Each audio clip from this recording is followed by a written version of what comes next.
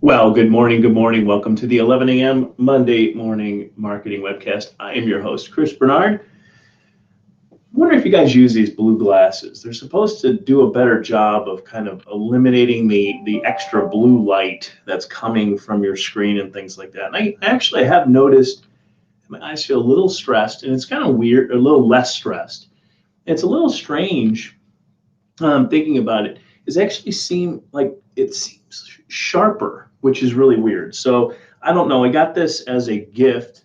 I don't know exactly even the manufacturer. Maybe you guys can see that. And there's like three. Kind of reminds me of an American Airlines kind of, or United Airlines kind of logo. But anyway, just figured I'd ask to see how that works. All right. So I promise you kind of an interesting show today.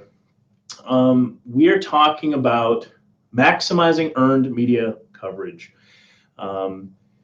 We have two clients specifically, actually last week, that had received some notable media coverage. Okay, one on Yahoo and another in a fairly well-known trade publication for their specific industry. So one of them is a financial services, financial advisor firm, and the other one is a manufacturing firm that does the trailers and things like that. So again, great stuff going on. CEOs and the top brass are really excited about this visibility. They're looking at their marketing teams and their agencies to go ahead and try to kind of expand on that, right? To be able to do that. One of the directives we're actually getting from them directly is to say, you guys need to link our sites. So there's positives and negatives to that. So we're going to walk through some of this stuff today because we want to dismantle some of the confusion that's out there. So the question is, maybe a little bit of background, right? So reciprocal links, for those of you that are kind of new to this, especially as I'm talking to management, because sometimes, look, this game of SEO plays and changes on a regular basis. So let's talk about what a link is, okay? So let's keep this simple. Many of you, the top brass, are saying, oh my goodness, we need to get a link. So this might be our site. So here's the notable site. Let's give it a crown of gold and make it kind of unique, make it crown, make it shine. Oh, goodness gracious. And this could be Yahoo or another trade publication site or just some glory that has blessed our specific brand, company, agent, whatever, right? So this beautiful, beautiful PR piece or article, featured piece is being cast down on high upon you with some really neat content. And it's got this great brand that is just featuring you. You're so excited you can't sleep. You're telling all of your friends. You're bragging about it on the golf course, all that fun stuff. Okay. And by the way, it does have maybe a link that goes out to your website. And this is you.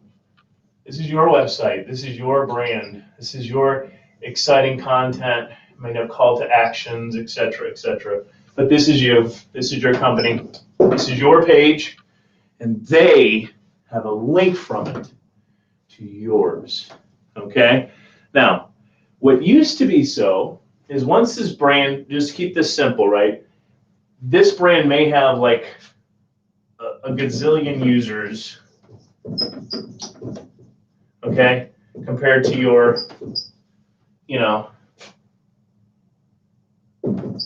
100. This brand has a huge amount of dominance, right, in terms of its potential traffic to you. And let's say even this article that is featured on this has some really great potential. And it's launched, and you go ahead and say, wow, this is going to be great. Now, what you don't want to do in this, and this is just a general occasion, right? So we haven't even gotten into the specifics about technicals and things like that. What you typically don't want to do is you may want to talk about this wonderful, wonderful page, and ultimately you craft a page that was similar to it. Or at least summarizes it, but you do not want to put this link back to you directly, okay? And what I mean by that is if you think about how you want this to work is if this is a lead acquisition tool and it's coming to your website, right? So they saw this piece. This page here, hopefully, is a page that you've thought about, and you told a great story. You may even have a 360 image about a video on why you want to work with you and things like that on the bottom. Maybe some great call to actions, right? Okay. The last thing you want to do is create, from a user standpoint, to bring them back to some other piece of content that they've already seen. Okay. So at the end of the day, you probably don't. It's going to get really messy. You probably don't want to go ahead and do that if you think about even just the user experience, okay? But if you go ahead and you actually create this link back to that website, traditionally, without doing some coding issues, what you have just done is negated this link, okay? So you do not, generally speaking, want to create a link back to this website. And feel free to disagree with me. Comments are open. Feel free to go ahead and plug away. That's good stuff. I'm all for it, okay? What you may want to do is maybe summarize this article piece content and then maybe offer it as a quick, download or something of that nature in a PDF format or something, but trying to keep the guest on the site. If they want a kind of copy of it to kind of keep that around because maybe there was some really great content in here, by all means, go for it. Give the guest the opportunity to get that content piece in a way that allows them to see it. Put the source and the source code, the source in there, right? So you can just basically, it's like a book report, you're citing the source. But in that, create a PDF piece of this specific piece that they can go ahead and click and it downloads on their system. It knows how there's no link back, right? So that's kind of the overall concept here. Okay, before you start asking for the link back to the website, it's not, one, it's likely not going to do any good from a user standpoint, but two, from an SEO standpoint, it's you're actually canceling, even if this link has value, we'll get into that in just a minute, you're canceling that out. So that's the first thing, okay, that you need to be aware of. Second thing, this is called reciprocal linking, right? When I link out here and it comes back, okay, to the same site. So I'm sharing that love. And there's some tools like SEMrush and things like that that kind of help you identify some of this. But I'm going to give you kind of a couple quick tips. The question is whether or not this is even acceptable, right? If this is a good thing, okay? Because it used to be a way to actually go ahead and build a massive amount of traffic, potentially, at the search engine called inbound. It's called linking, right? So I find some really great websites out there that talk about my brand. I go ahead and buy links to it, and then they sell those links off to me. Google's really good at finding that stuff, which is why it's kind of, it's not black hat SEO, but the question is whether or not it has any involvement, so a benefit. So we're going to talk about this in just a minute. So I started to do some research on this because I had really 2 clients that had this last week.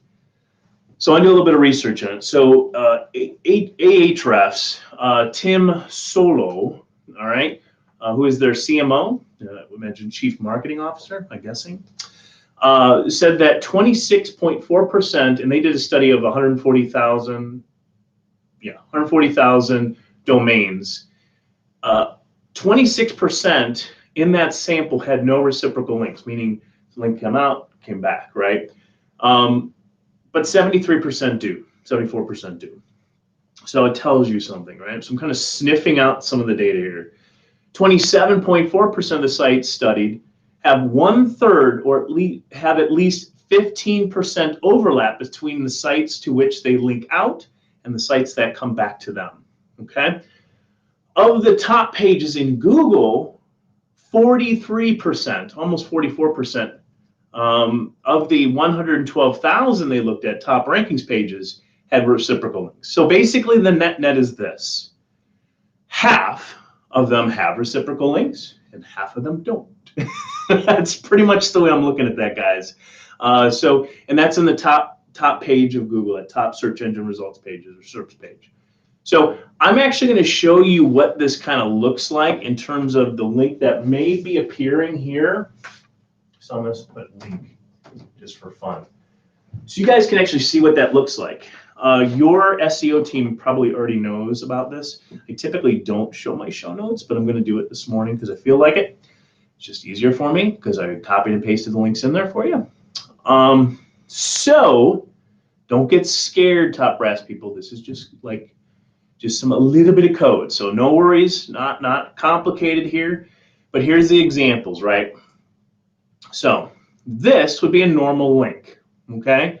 When you go ahead and you do a view source, a lot of times you can right click for us, PC users, right click view source, you can see these links. So link is simply href equals, and then it's got this link, which you guys, if you've seen the top of the page or something, you can actually see that there. And then whatever copy is there, so like it's click here, or if it's a brand name or something of that nature, usually it'll say click here, something of that nature. You can put whatever you want in there, it'll show up. So in this case here, this is just an example.com link, real complicated, right? With the actual anchor text. So this would be, again, click here for the sale, whatever the case may be. Call now, whatever. No follow looks a little different. It's got, right after that, you see this, real complicated, right? I know this is very difficult and confusing, but it's important, by the way. Being sarcastic if you caught the difficult and confusing part. Rel, relationship maybe, I don't know what that means, equals no follow. So basically it says, Google, hey, when you come across this link, don't follow it. Don't follow it. There's also other code, and I don't think we put it in here, by the way. You might see like a no referral, which means don't actually show the traffic analytics coming from this to this new site. So all that's kind of in this article piece, this link here. And I'm going to share with you where it affects these two specific clients, because one has it, one doesn't, by the way. So you want to make sure you're looking at that. If it says no follow, there's very little value in it, other than to use it as promotional stuff on your website, guys. So like in one of these cases, we had a very big, it was the financial advisor firm.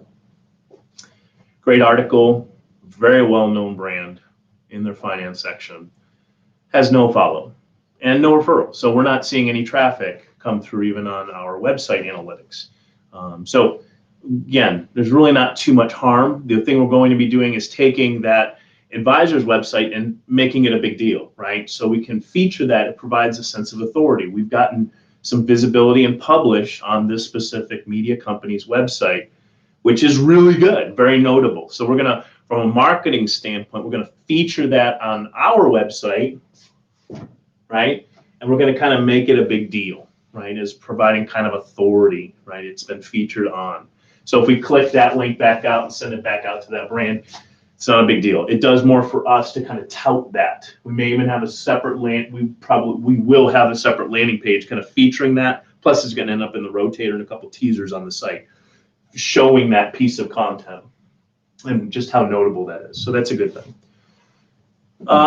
No follows can also be in the header as well. So some directory sites have this, right, where basically any exterior link coming out is a no follow. So does it matter if they have this no follow in the actual anchor, the actual code itself, the source code itself?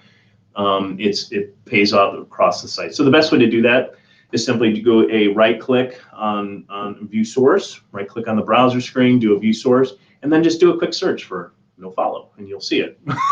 And now with just a little bit of information, you're able to say, wow, you know what? It allows me to figure out which side, which funnel I'm going to go down, right? A couple of exceptions to that we want to talk about here. So I want to talk a little bit about buying and selling links. So Google has had a policy in place for a very long time. You can't buy links, okay? That's why you see a lot of publishers do the no follow kind of situation. It's making it very clear that they're not selling the links out to anybody, right? So buying or selling links is not good. Link exchanges, again, very popular at one point because Google follows links in order to identify what pages are being, accessed. So they'll send their spiders that way. That's how Google finds new content online. It sends these spiders that basically follow links through the web. and then does computations against it called algorithms and things like that to figure out rankings and what that page is about and all that fun stuff, right? So guest posts with key-rich anchor text links. Okay, again, stop trying to screw with the engines. Just the basic premise I'm going to have here, guys, is to go ahead and just make sure that you're doing good by usability. Automated link building. Come on, seriously? No. It needs to be natural. It needs to look good. It needs to be performance for the guest reading the content. Automated, okay, so do not follow directories. So again, we talked about sites that have basically that. A lot of times directory sites will often have that do not follow in the header, that not follow in the header, preventing any of the links from the outside. It doesn't mean that a link won't go out to you. In fact, directory sites often have that. But in many cases, you're not going to see the traffic from that. And then press releases. Now again, if you're just doing push press releases, that's fantastic on paid sources. I can find a few exceptions to this rule, by the way. I think PR Web kind of functions this way. It still does. In fact, they tout it. So again, and that site's all about press releases. And by the way, we've mentioned PR Web before. It is a really good source to be able to kind of get rankings for keyword stuff and provide some authority to, at least in our experience. So helpful hints. You may see this UGC, which I do not remember what it stands for. User-generated content, sorry. You may want to use that in the comment section of a blog or forum post. Again, if users are doing this stuff, you want Google to kind of know. All you're doing with this is kind of helping Google understand what that content is really about. The sponsor piece, again, for editorials, guest posts, link placements. So again, instead of using it up here where it's, rel equals no follow, you would go ahead and use sponsored. And obviously the no follow will catch you, in which case then that's fine. But try to help Google out a little bit, which brings us back home again. So I'm going to shut this off and we're going to go back to moi, okay? So we have, I hope this makes sense to you. So we have two clients that are doing this. So we'll go down the financial advisor. We already kind of talked a little about that. With the financial advisory firm, this link comes in here, but it's basically a no follow, right, across the gamut. So we are going to use that internally to advertise and promote as something very special, right? It provides that sense of authority and accomplishment because they don't just allow anybody this kind of visibility in the specific media brand, okay? So that is a good thing. So we're gonna probably develop a brand new web page with that. So this content, let's just go ahead and, well, actually this is the model, believe it or not. So again, typically we would have a, so this is you. So typically we would have a very nice, either header image rotator or something of that nature. But we're going to talk about what, why we were featured in this and what the key takeaway points were. And again, this is our website. So we're going to have a nice little header rotator going on in here. We may have a nice call to action with a statement in there. But this content piece is really kind of touting the fact that we've been featured over here, okay? And we're going to have a call to action. We may have that PDF that goes there. We will have the source, but nothing will be linked back out. And as I'm suggesting with every website we build, guys, especially if you have SEO coming on, listen carefully with this.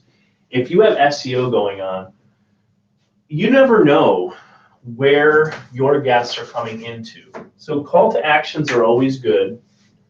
And some of you have your fat footers in here, right? You may have your map, your social media icons, whatever.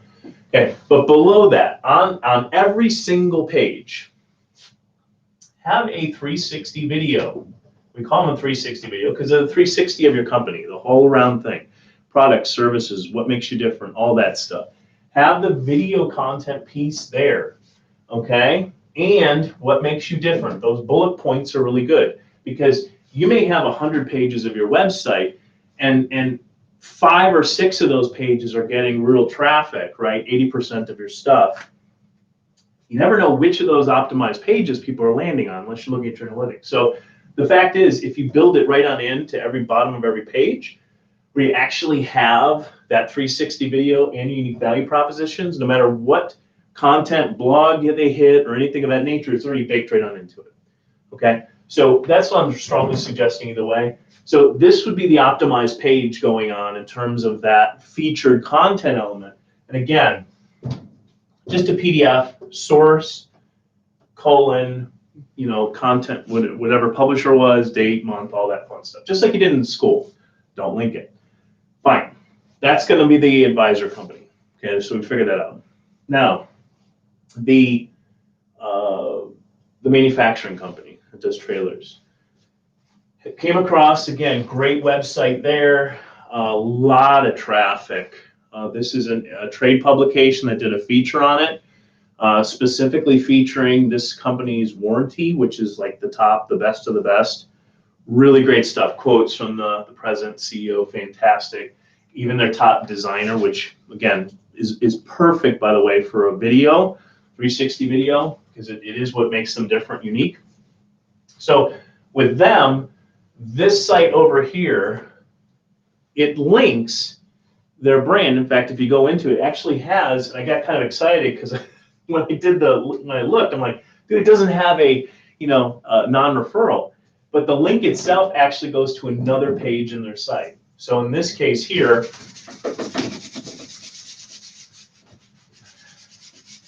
this fantastic article piece, right, has a link that goes out, but it is to a directory site of this brand, okay, because this is a publisher, a trade publication, and they have a directory. So basically this directory, and it's not paid, okay, but it's a directory to this company's basically profile. I want to say profile page, keep it simple, but it's basically a company profile page. Now they do have links in here to some of their products and services to us. So us, right? You guys see that? Yeah, you can. But these links, they're not no follow, but this directory section is a no follow. Okay. So in this case here, once again, and if you think about it, if you were this brand, this publishing company, you really don't want people going off. So they're thinking about SEO too. In fact, it's very obvious they're thinking about SEO. They don't spend a dime in promoting. In fact, they have other partner brands that actually go ahead and promote to drive traffic to them, which is kind of cool. But either way, this content, again, great visibility. This is a no follow. So in this case here, it's going to be very similar again. Is saying, look, we're featured in this. We can promote them this fantastic, awesome page with the content featured here with our PDF, et cetera, et cetera. So again, a lot of these media companies have already thought about this stuff. So I hope that helps you figure out, okay, yes, we've been featured in this really awesome, amazing brand. Instead of dictating the stuff down, if it isn't a no follow, right, and you've checked that out on both sides, would surprise me, by the way.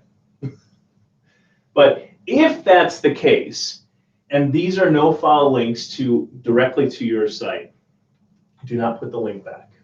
Okay, because remember, I strongly believe that unless there's a extenuating circumstance out there where the user experience would really necessitate coming back to that content piece, or, and again, I'm gonna let's say, for example, user sees this stuff, they go ahead, let's draw this out real quick. They actually do, for whatever reason, and you'll see this in your analytics too, by the way. It's real easy to confirm that this is you. So they take us to this page, our site, which is fantastic. We should still feature that piece. Like, we should still feature that, the fact that we've been seen on this, awesome, website, #1 by whatever. Okay, we can tout that, which is fantastic. The question is, from that user standpoint, is there a value? Maybe there is. Maybe there is. Always think in terms of the customer. Don't just show them the same piece. They're not going to want to see that again. So if, for example, like in this trade publication, there were a couple of other resources that were good, right? That guest who saw the piece featured on you, went to your website, saw some of that content. Now you know or are aware of several pieces of content that this guest may find interest in and be helpful. Okay, I guess I can make that argument, but it's not going to come back to this page, by the way. So no. We're going to go down here. Let's say there's smaller subsection pages on this from this brand site, right? Those are crowns, by the way.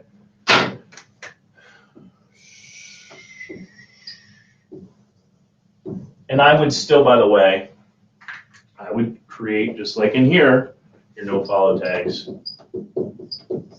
just in case. Unless, again, and again, just keep in mind too, these can open up as no targets, right? So they open up in brand new new pages as well. So when the user closes out of this, for example, they see your site yet. They see that page. So make sure that's a no-brainer. You guys need to be doing that. You'd be surprised how many people actually miss that, by the way. Where it opens up in the same browser window. And then the user clicks on it and they go back to their Google screen or whatever it is, as opposed to seeing the page that they were on with you. So where you can do call to actions, if you can do a couple minutes, like if they actually do click on that page and they're on it, the timer is still counting on this, especially if you did the no follow. It opens up a brand new browser. Let's say it takes them 2 minutes to read that and they go ahead and they close that out. When they come back here, let's say that elapsed time was 2 minutes and 5 seconds or something like that. It doesn't take them that long to read that piece. Now there's a popover window with an offer, sign up, register, something of that nature. So a lot of tips, a lot of information that something so simple, right? Just a link. But I hope that helps you guys out. Next week, we will be featuring content and information or how to do outreach emails. This is something, especially with B2Bs, that we see on a regular basis, which can either make or break your company. One of the big rules of salespeople is to make sure that you continue to ask for the sale. This is one we see on a regular basis where it's like, hi, my name is Chris. I sell this. Why don't you buy? It doesn't work well. There's ways of reaching out to people just like you on the other side to where your correspondence doesn't get ignored or flagged as spam. So you do not want to miss that. So thank you very much for attending this morning's 11 a.m. Monday morning marketing webcast. My name is Chris Bernard. We look forward to seeing you next week, same time, same place. Have a great one. Thanks so much. Take care and have a great